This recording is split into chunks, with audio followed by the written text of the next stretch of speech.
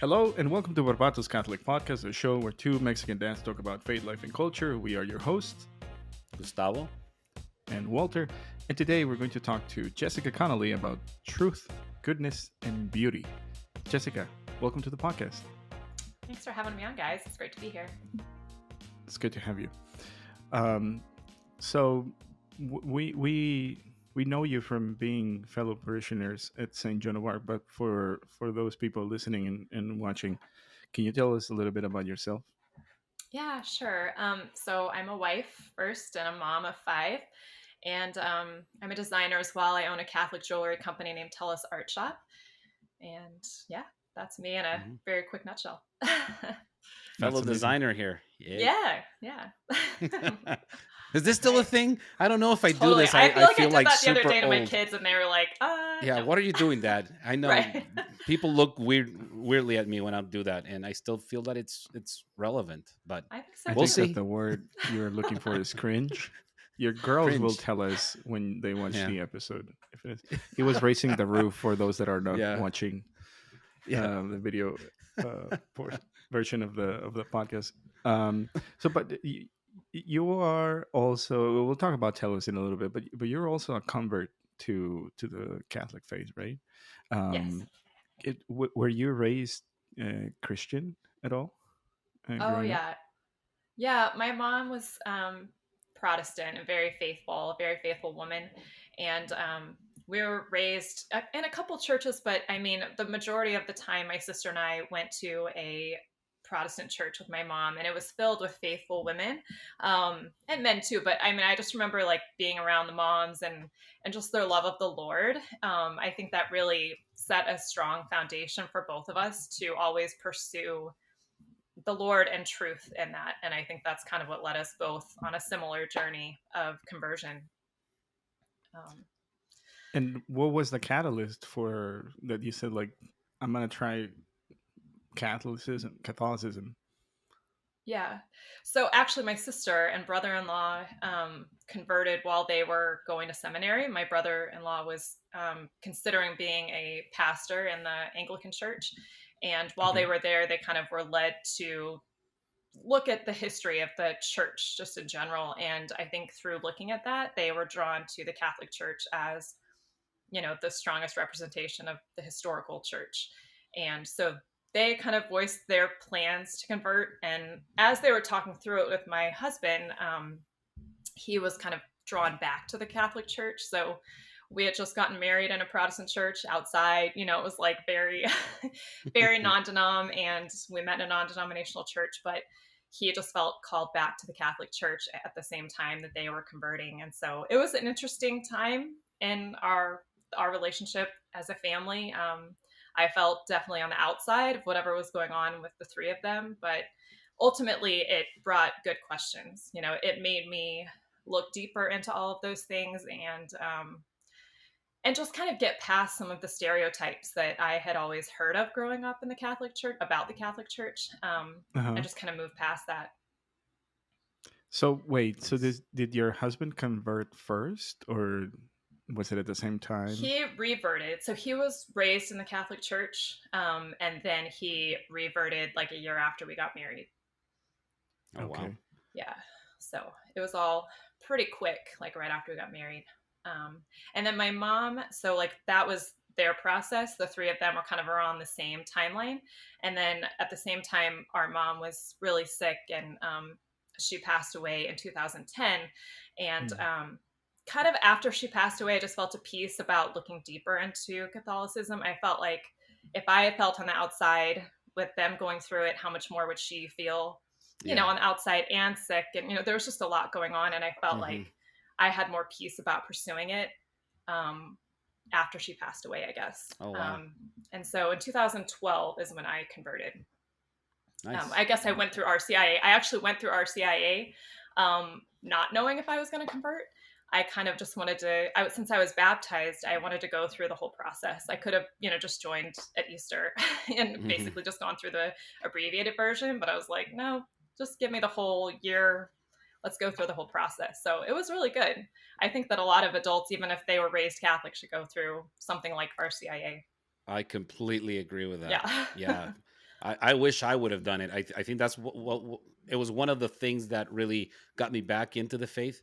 Um, Going through parent classes when our little ones were doing the sacramental classes, Mhm. because I've said it before on the podcast. I was like, I don't want to waste a Tuesday, listening to this. I already did this. I got most of my sacraments already, and it's like I know we how to can go on pray a the date night. rosary. We're good. Yeah, I know Right. how to pray the rosary. I know the main prayers of the church. Come on. Yeah. Agreed. But it is. I completely agree with that sentiment. That I think if more people were catechized as adults rather than just kids, and then there's a gap, right? Because you do your sacraments, and then it's like, well, hopefully you'll come back to mass one day. Mm. And I heard this great term earlier today that's called what was it, Walter, that I told you? Christers, like Christmas and Easter Christers, Catholics. yeah. Christers. So I've never heard that. I think that's a very accurate term for a lot of people that their kids finish their sacraments and then they just go away. So I What does think, Christer mean? Is that like in reference well, Christmas to? and it's Easter. Okay, that's what I thought. Christmas and Yeah. Easter. Yeah, it's a Yeah. mixture of Christmas and Easter. Mhm. But I've never heard it before quoted like that. and and totally, when my wife was going giving classes for high schoolers, I think that was the thing. They went to the classes, but they didn't live their faith at home, and they didn't learn about the faith at home. So I think if more adults went through RCIA, we wouldn't have as many people falling out of the Catholic Church, I think. Yeah. I don't know what it was around the 80s, and well, in Mexico at least. Yeah. My preparation for First Communion was 3 Sundays with a little booklet that only taught me Hmm. the prayers. And I was like, looking back at it, I was like, we could have done more. But Well, I mean, in my case, it was like a 2-year preparation, I think, to do First Communion. But then after First Communion, I was in youth group, and even still, I kind of like fell off after I came out of, after I went to college. So, so if you think about it, I was in church every weekend from age, I don't know, 8, when I was like an altar server, up until I went to college at 18.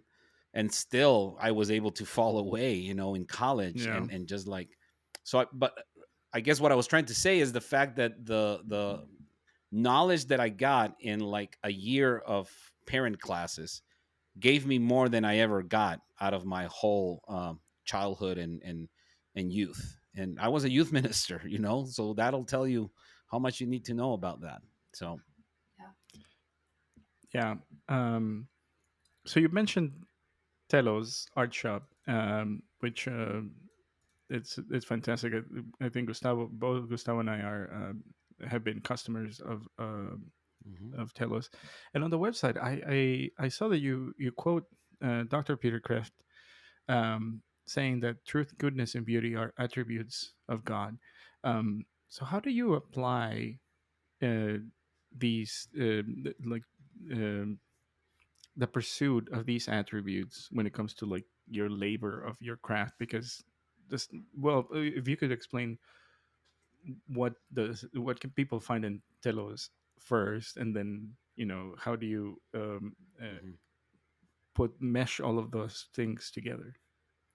Yeah, I mean, I think that sacramentals, well, okay, so Telos Art, we offer Catholic jewelry and inspired gifts, and hopefully the mission is really to journey with people on their walk of faith, right? Like we're talking about the journey, right? I mean, our journeys are not going to be perfect, but it's a reminder and kind of a touch point to bring us back to our foundation, which hopefully we all have, or will have in some point in our life. And we may walk away from that from time to time, but it's a path that we can always come back to. And I think that when we have those touch points of truth, beauty, and goodness, it leads us back to the Lord, because those are things that define Him and make up who, part of who He is, and it's a way for us to experience Him in the world through those things. And I think art can be um, a big thing. And the Catholic Church is all about reaching the senses, right? And it does Yeah. that through the arts and through what am I trying to say? But you know, just all the different things, the art and Mm-hmm. the music and the incense and things like that. And I think Mm-hmm. that those can Yeah. be physical, you know, touch points. And I think that jewelry can also be one of those things that brings people and reminds people of the faith. It can also be a opportunity to talk about the faith with someone who may not Mm-hmm. be Catholic. So Yeah, yeah. That's that's awesome. beautiful. I I have to be honest with you. Like the concept of a heirloom is like so foreign to me that I just knew about it from like movies, right? With the guy that is trying to like get the heirloom wedding ring from the grandma because he's trying to propose to his girlfriend, kind of situation that you see in the movies. But I kind of like it because you know, Deanna, my wife, she got uh, a bee necklace or pendant from your shop, which is evocative of Saint Rita. I don't remember the story of why she is associated with bees, but now I'm like, oh, okay, well, that is something that is related to the faith. She can wear it, but then now my daughter, we can pass it on to her. Mm-hmm. Right. And that part of having those things that you pass on, just like the faith, right? You We are passing on this treasure trove, and which is also kind of like a related to your newsletter, which I really Mm-hmm. enjoyed reading. Um, and can you tell us a little bit more about any heirlooms that are in your family? Because I think that was, if I remember correctly, that's kind of associated with like the genesis of Telos, and how you started doing jewelry.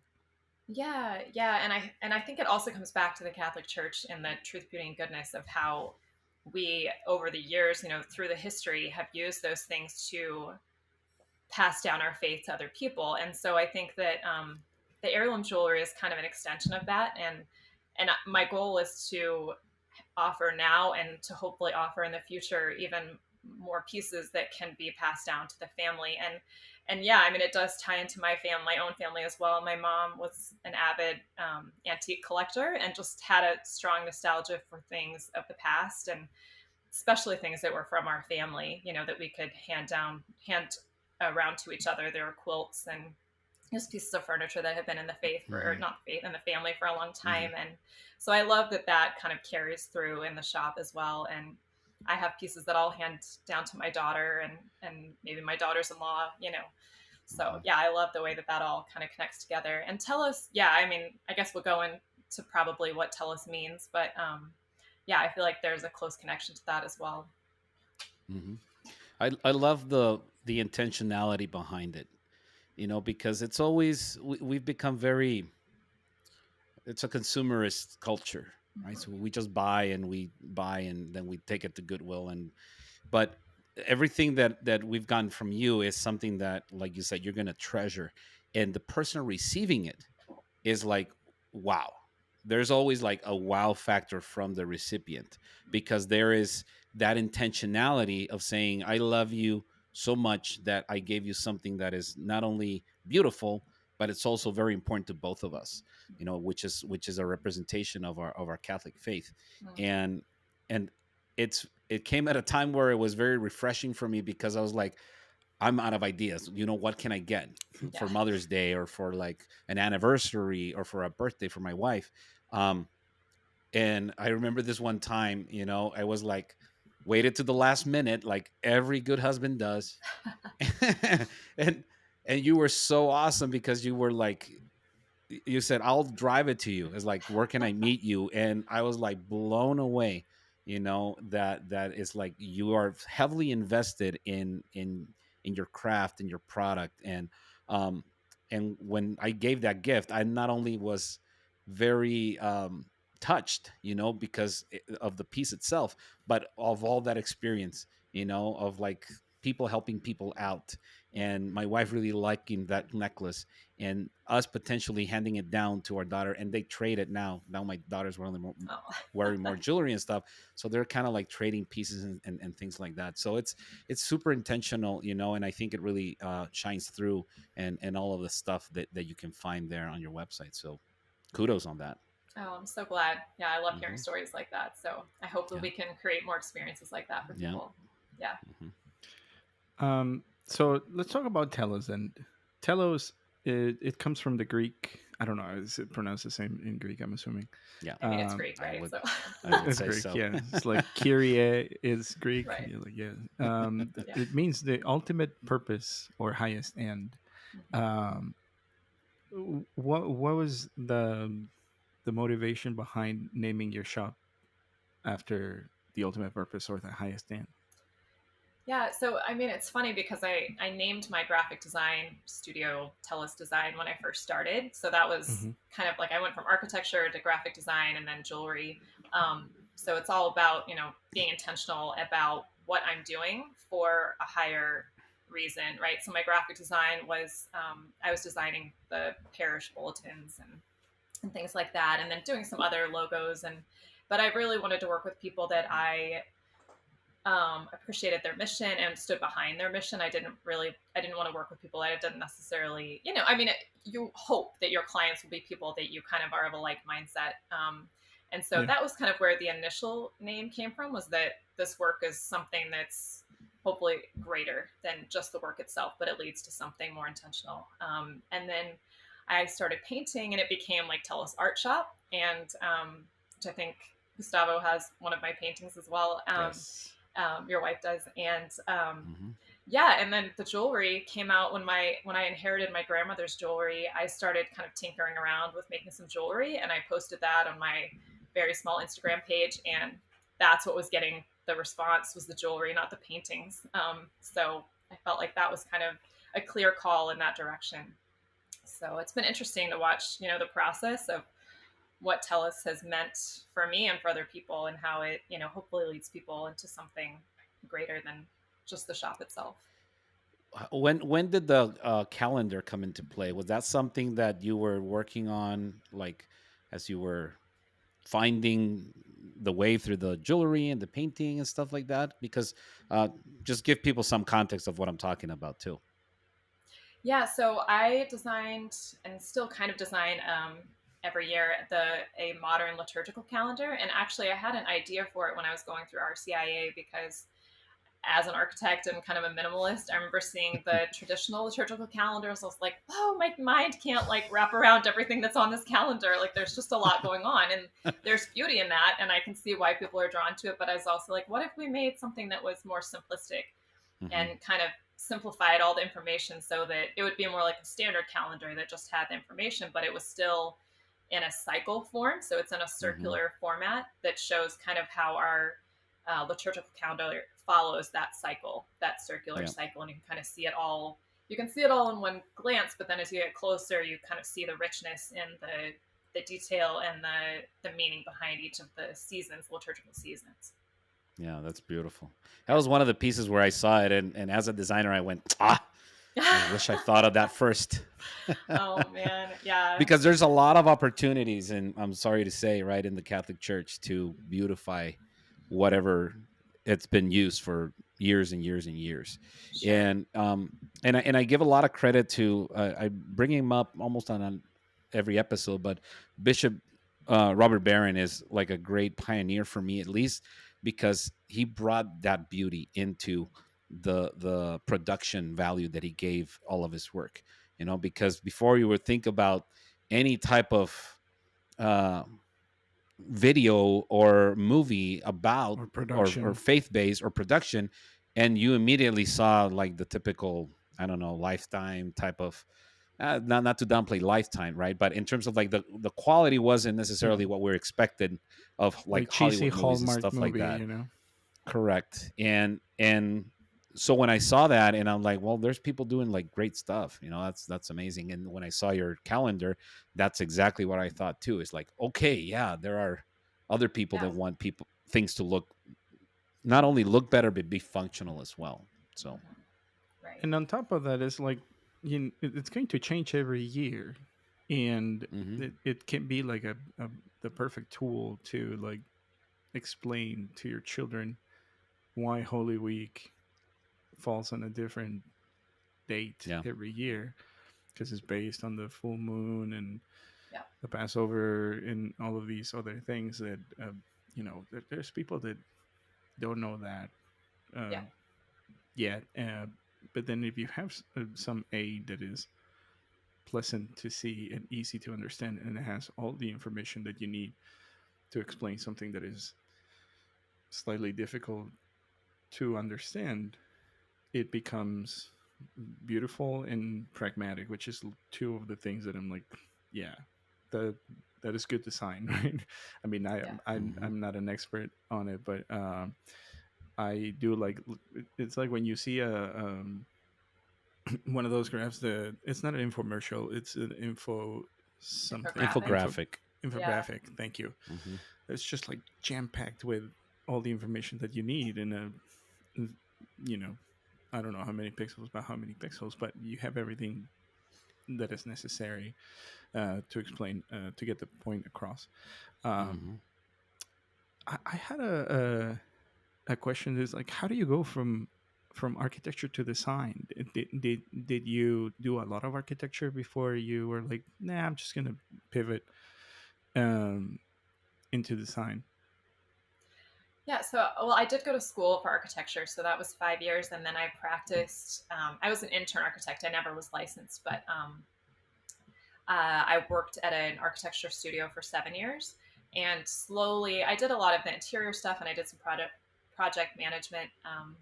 But then I also did a lot of our graphic design. I did all of our promotional stuff, and Hmm. Hmm. I think just knowing computers, if you have like a general eye for design, it's kind of easy to translate that computer knowledge to graphic design.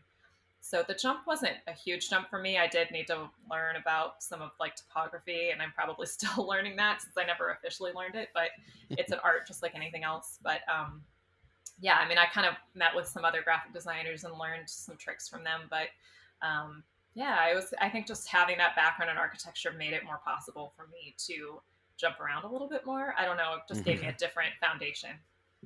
so you can basically like transferable skills that you can get from one into the other. So Yeah, I seems think like a little bit. I think it's having Yeah. a designer eye, maybe, like having Yeah. that interest. Yeah. Well, you're dealing with organizing elements in a functional way. Yep. I think when that was my initial thought when I was trying to figure out what I wanted to do, I thought about architecture. And one of my cousins is actually an architect, and this was back in Mexico.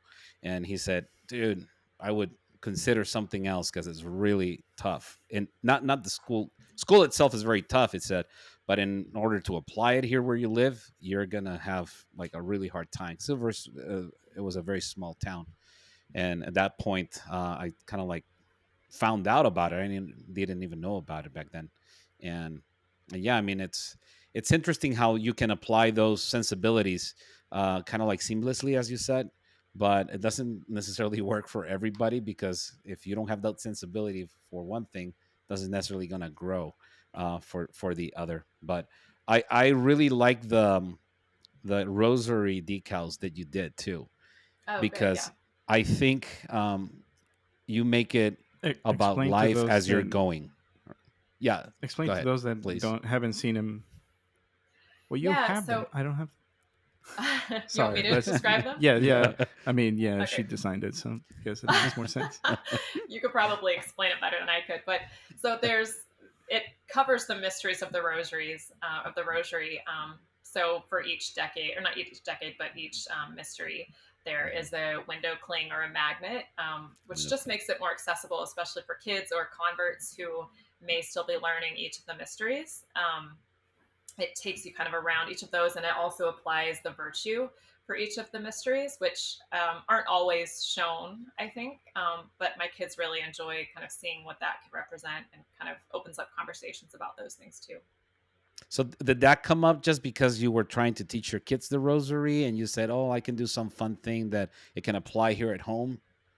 Yeah, I mean, a lot of times the things that I think of designing are probably things that I feel would be beneficial for our family. Nice. I think that's where the practicality comes in. It's like, I haven't seen this before. I think that this would be helpful for us, and maybe we'll see if it's helpful for other people too. And they've been pretty popular as well. Nice.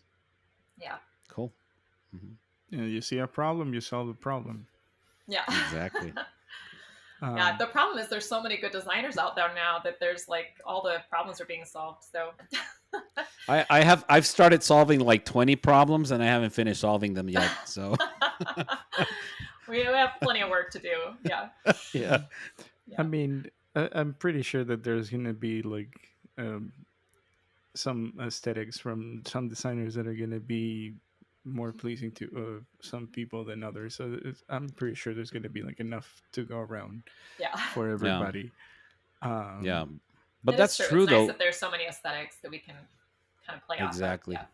But lately, I don't know. It's because I've been paying more attention to it, and I'm following better things now on Instagram, which is basically the only social platform that I'm on now.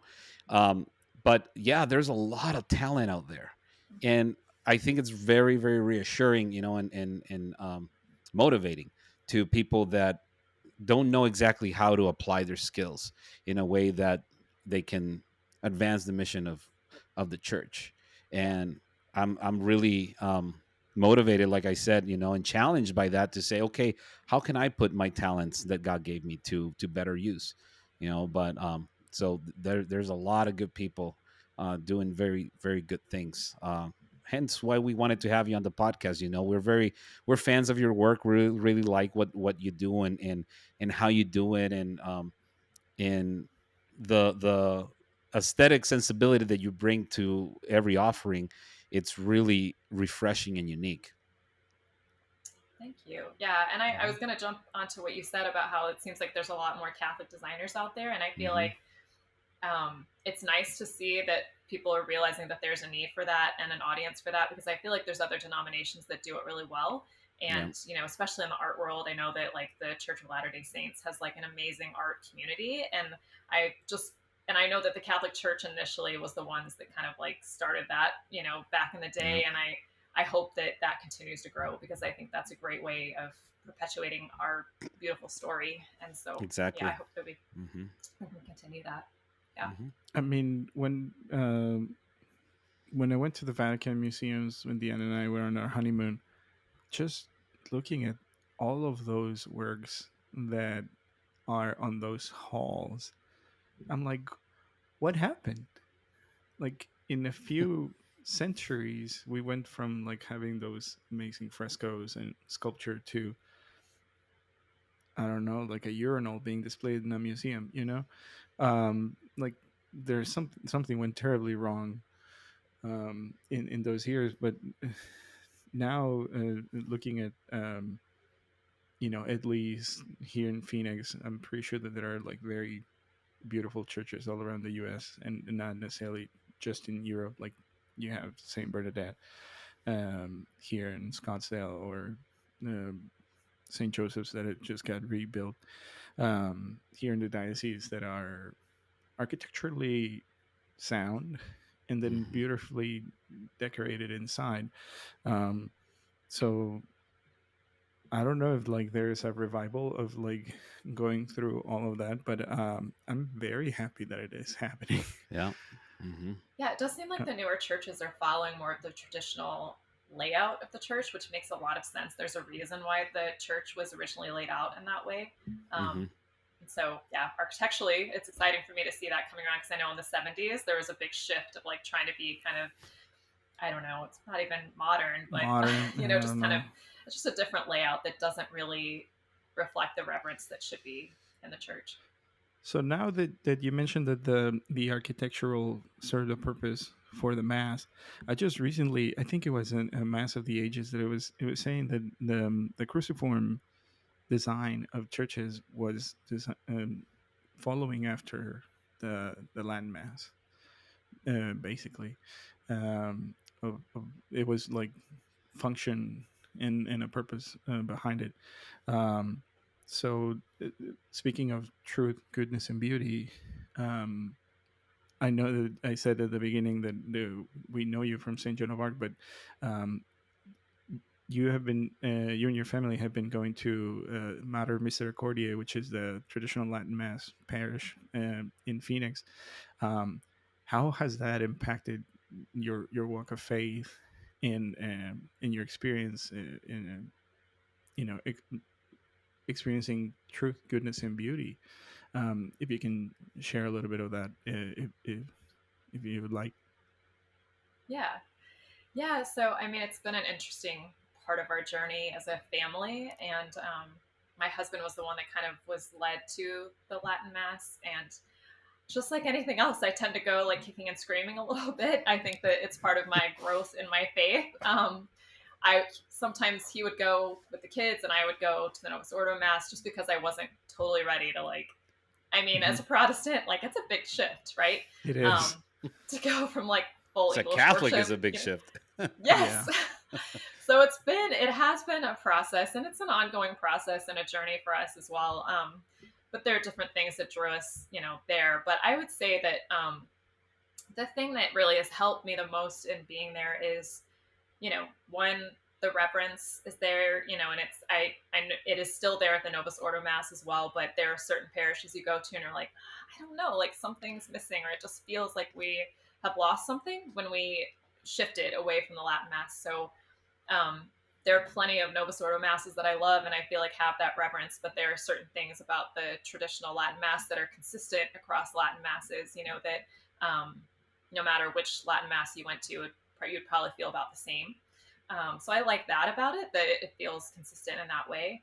And then, just the call to be submissive in a way that is true to our faith. Veiling is not maybe something I would have chosen on my own, but it has been good for me to submit to that, not just to a man's request, man in general, but like to God, and to see that we're veiling something that's sacred. We veil the Eucharist, and I get to veil myself, like to say that I'm sacred. And in a way it's humbling, but it's also elevating at the same time. So I definitely think there's beauty there. The other thing about the Latin Mass is like, I don't always understand what's being said unless I have like the little missalette, but there's a cadence to it and a rhythm to it that can lead you to prayer, and even if you're not understanding the words that are being said, I feel like it has led me into a deeper prayer moment in Mass that maybe I wouldn't have always had in the Novus Ordo Mass because I can always understand the words. So I'm paying attention to the actual words instead of praying, if that makes sense. Got it. Oh, makes Yeah. total sense. Yeah. Yeah. Yeah, I started reading the Latin Mass Explained, and just like the first section, I haven't gotten to like the second part of the book. It's one of those things that I started 5 different books at the same time, finished neither of them, but it goes through the roots of like the sacrifice of the Mass and the biblical backing of all of those things, and one of the things that stuck with me was the continuity of tradition, and then watching Mass of the Ages, like the first part of the documentary. I think that at least, I don't want to speak for Gustavo, but at least for myself, there is like some seed there that I'm starting to like. Well, I'm starting to teach myself Latin, trying to pray the Rosary in Latin. Chanting is like one of the things that I enjoy the most about our tradition. All the Marian chants in Latin. It is one of the things that I find as truth and goodness and beauty in the church. Gregorian chant. I love the monastic tradition.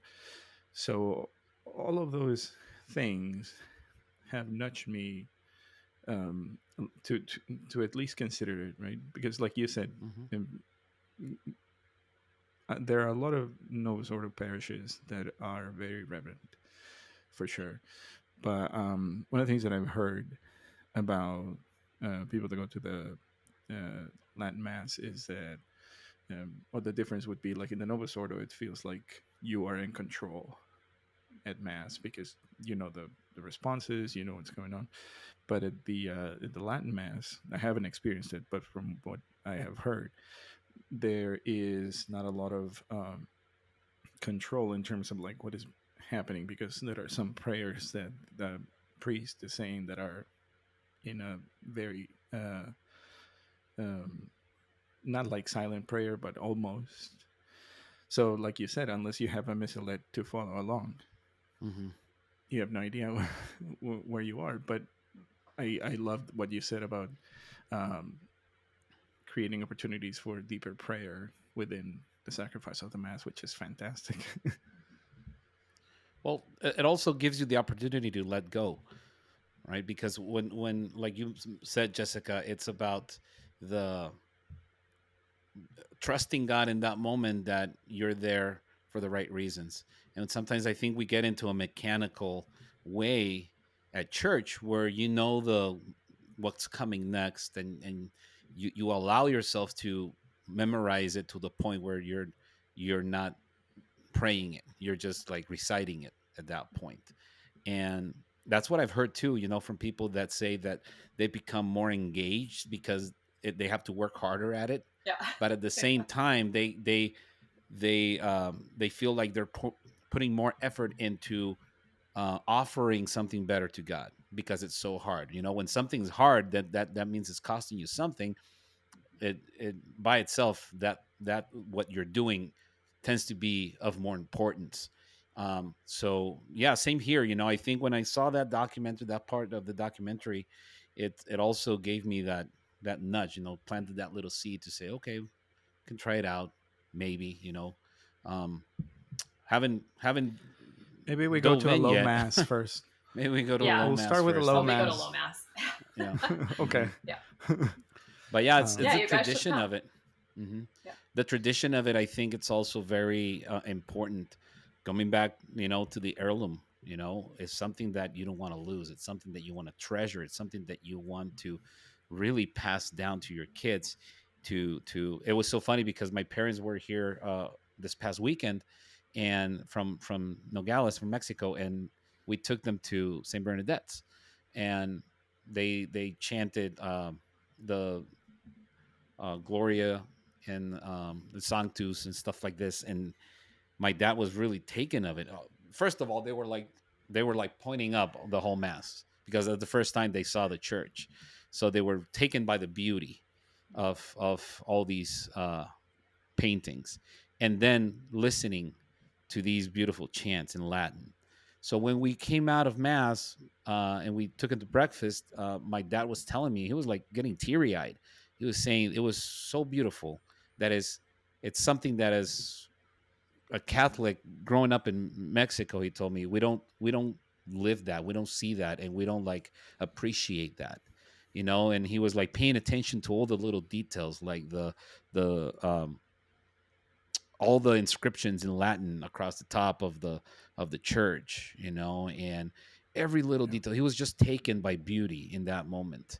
My mom didn't understand a lick because she doesn't speak English or Latin, but um, but even then, there was a sense in her that she was in heaven at that moment because everything was so beautiful Yeah. you know so that was something very, it was a gift to us to be able to take him to church, because I've been wanting to take him ever since it opened. And and now that they did, they were like very appreciative of that moment from God, because they came here just like out of a whim. It wasn't like anything planned. So, Yeah. and that's what they left with, because they left right after the mass. So again, There are the no the beauty of the coincidences. Catholic Church. Exactly. The beauty of the Catholic Church, I think is timeless. And I just love that my parents experienced that, and I saw it in their Yeah. faces. So it was beautiful. Well, beauty like that is so sacred, right? I mean, it changes a Exactly. person. And I think that when we're going back to talking about RCIA and confirmation, like you have to have those encounters with beauty, with, hmm truth, with goodness. And that's what creates those encounters with God. Those are like moments when those are the true sacramentals that actually bring you closer to Him. And I think sometimes kids don't always experience that, but as adults, we start recognizing them. And so I hope that our kids, either in the Latin Mass or Novus Ordo, wherever they go, that they can experience those things and have them as their foundation. Yeah, and that's how Bishop Barron actually, in one of his books, that's what he mentions. As Catholics, we attract by beauty, and we're attracted by beauty, and then follows the goodness that beauty represents, Right. and then comes the truth. So that's the process of evangelization that he explains in the book. You don't just start throwing people with truth, because Right. that's when you like, okay, back up. That's your truth, and okay, but that's not like the most effective way of evangelizing. He mentions, because people need to be wooed, and people Yeah. need to be attracted, and then they will understand why of the truth, if they have Right. all this forethought and knowledge of the beautiful and the good. Yeah. I love that. So if anyone wants to lure someone into the faith with a beautiful thing, Mother's Day is coming. So, Jessica, do you have anything cooking for Mother's Day on Telos Art Shop that people should know about? Yeah, I mean, we had a sale already, so I'm sorry that we missed that for the podcast, but yeah, I mean, there's plenty of things that we can ship out for Mother's Day. We have the Sacred Heart medals. We also have some different subscription boxes or gift boxes that would be good for moms. Yeah, I mean, hop on the website telosartshop.com and see what you can find. Also, yeah, Beautiful. this is coming out on May 3rd, so it's going to be slightly late for it. Yeah, But you could grab a gift card for your It's all mom right. too. That works. Yeah. there we go. We Yeah. can do that. Again, we are just like exposing ourselves as terrible gift givers that's wait until the last minute to get something that is what's in. I'm sorry. Wait, Mother's Day is not like until 2 months from now, right? I still have time. No, in No. a week. See, I was Week gonna from say, today. like in Mexico, we celebrated on May 10th. May 10th, so it gives us like 48 hours extra. But Yeah. Expedited shipping there, Jessica. There you go. We do have that. I do remember Jessica driving over to our place to hand deliver the liturgical calendar. That was Hmm. I see a pattern here. That's all I'm saying. Yeah, that's beautiful. Yeah. If you live in Only for Phoenix, my guys, that local, might my happen. local. Yeah, store, only right? for the There local we go. audience. Don't get Yeah. any ideas, people from like Arkansas or something. Yeah, I wish. Yeah.